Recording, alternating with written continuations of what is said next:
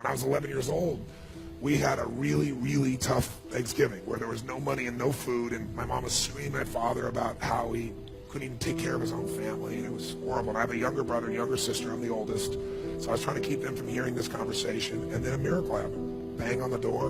I'm the oldest, and they're screaming, so I go answer the door. And I answer the door, and standing there is this giant man. It was this little boy, and he's holding this huge box of food. And beside him on the ground was a black pot with an uncooked turkey in it. And he said, "Is your father home?" And I said, "Just one moment." I was like unbelievably euphoric. I thought, this is a gift from God. This is going to change it all. This is going to make my mom and dad happy. It's going to be unbelievable. So I go, and my father is screaming at my mother through a closed door, to the bedroom door. And I said, Dad, there's a guy at the door. And he was closed. You answer the door. I said, I did. He's got to see you. I kind of teased him. I said, Dad, you got to come. So he said, fine. He made one last yell at her, and he walks to the door. And I'm waiting there, just can't wait to see his face. And my dad opens the door, and this man's standing there with this big box of food. And my father did not get happy. He looked at this man, and he raised his voice to him, and he said, "Look, we don't take charity." And then he took the door to slam it in the man's face. But the man was a good-sized man. He put his foot there and smacked his foot and bounced back over. He said, "Sir, sir." He said, "Please take this." And my father said, "We don't take charity." He went to slam it again. And this time the guy put his shoulder against it so he couldn't do it. And then my father's staring at him. It's like these two males starting to get in this intense mode. And one's just trying to give a gift, and I'm freaking. And then the guy said something that I'll never forget. And in moments I wished he hadn't said.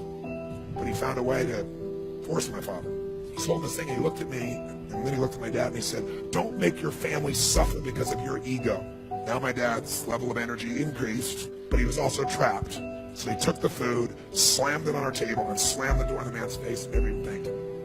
And I didn't know what to do. Part of me wanted to cry, part of me was crushed. And I watched my father storm off and went on back to scream at my mother.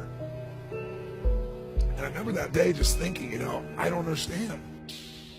You gotta realize you can't lose anything. You can transform things, but you can't lose anything. Now you can try and pretend you've lost something. You can be upset with somebody and they go, "Oh my God, I lost their love," or "they lost mine," or "I lost respect." How do you lose respect? You can't lose something that's already inside of you. Love is not something you have to go looking for when it's where you come from. My mom was 5'1", I'm 6'7". The idea how she gave birth to me is mind-boggling. She loved the attention. She got partying or dancing, but she would never go to the grocery store. I did that every day of my life. I went on my bicycle to the grocery store, made the meals. She never came out of this room. We lived in a 1,200 square foot house, and my forefathers all lived in the living room at different times. She was a very powerful and intense lady. But, again, I'm not saying this to be positive. It's just really true.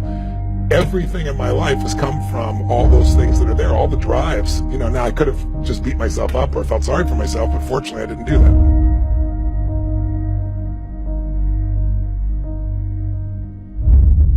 I remember sitting there in my 400 square foot bachelor apartment in Venice, California, all alone and crying. I remember feeling like my life didn't even matter, as if the events of the world were controlling me. I also remember the moment my life changed, the moment I finally said, I've had it.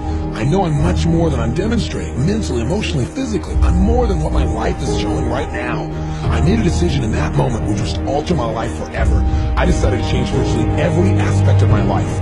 I decided I would never again settle for less than I could be. Who would have guessed that this decision would bring me to such an incredible moment now? I know I'll never forget the day that really hit me that I was truly living my dream. I was flying my jet helicopter from a business meeting in Los Angeles, traveling to Orange County on the way to one of my seminars.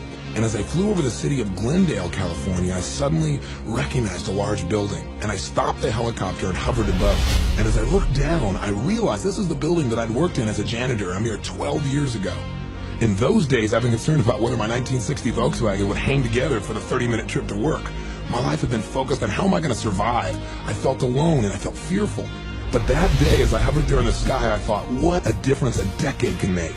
I did have a dream back then, but at the time it seemed like it would never be realized. Today, though, I've really come to believe that all my past failures, all my frustrations were actually just laying the foundation for the understandings that have created the new level of living I now enjoy. Finally, we reached Irvine, California, and as I began to look below, I was a little disturbed. when I saw that the off-ramp to my seminar was jammed with bumper-to-bumper traffic for more than a mile.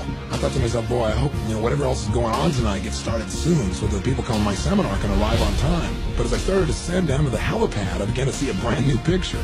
Thousands of people being held back by security just where I was about to land. Suddenly, I began to grasp the reality. The traffic jam had been caused by people coming to my event. When I walked into the arena from the landing pad, I was surrounded by hundreds of people who wanted to give me a hug or tell me how my work had positively impacted their lives. And as I looked out on the audience, I saw 5,000 smiling, cheering, loving faces. And in that moment, I realized I am living my dream. No matter how bad your life is, the first thing you should do is help somebody else who's worse off, because it'll put everything in perspective. I don't care how bad it is. You're missing a leg, you've lost your job. The way out of that, strengthen your mind, read, feed your mind, but go help somebody else. I feed 2 million people a year because somebody fed my family when I was 11 years old, and that drive just doesn't go away. Everybody wants to change, but nobody wants to work out. Everybody wants muscle, but nobody wants to train. We don't realize that the process of training ourselves, the process of conditioning ourselves actually feels incredible. Once you get that initial momentum, you get aside, you're going to commit to mastery. The only thing that's going to make you happy, my friend, in this year or any other, is to step up.